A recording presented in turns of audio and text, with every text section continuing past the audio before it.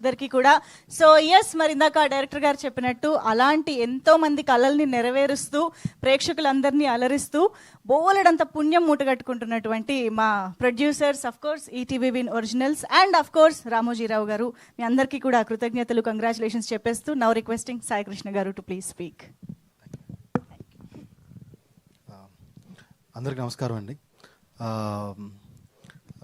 Media మిత్రులకి, మా PR వంశీశేఖర్కి, ఇవి మీడియాకి మన నిరంతరం సపోర్ట్ చేసినందుకు థ్యాంక్ యూ సో మచ్. పాపం ప్రతాప్, వీరప్రతాప్ ఎలా మారాడు అనేది ఈ కథ. సో April 17th మీరు థియేటర్లో చూడొచ్చు ఈ సినిమాని. నేను ఈ ఆపర్చునిటీని జస్ట్ సినిమా గురించి చెప్పడానికి తీసుకుంటున్నాను. చాలా సందర్భాలు మళ్ళీ దొరుకుతాయి, అప్పుడు టీం గురించి అందరి గురించి మాట్లాడతాను.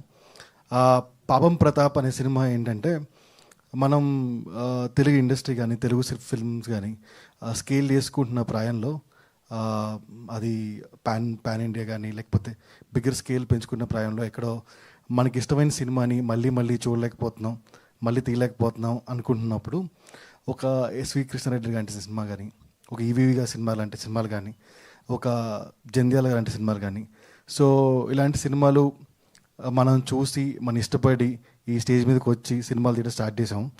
మళ్ళీ మీ అందరికీ అలాంటి ఒక సినిమా, మీకు ఇష్టమైన సినిమా, మీకు నచ్చిన సినిమా మళ్ళీ ఒకసారి చూపించడానికి వస్తున్న సినిమా పాపం ప్రతాప్. సో పాపం ప్రతాప్ April 17 ఇన్ థియేటర్స్.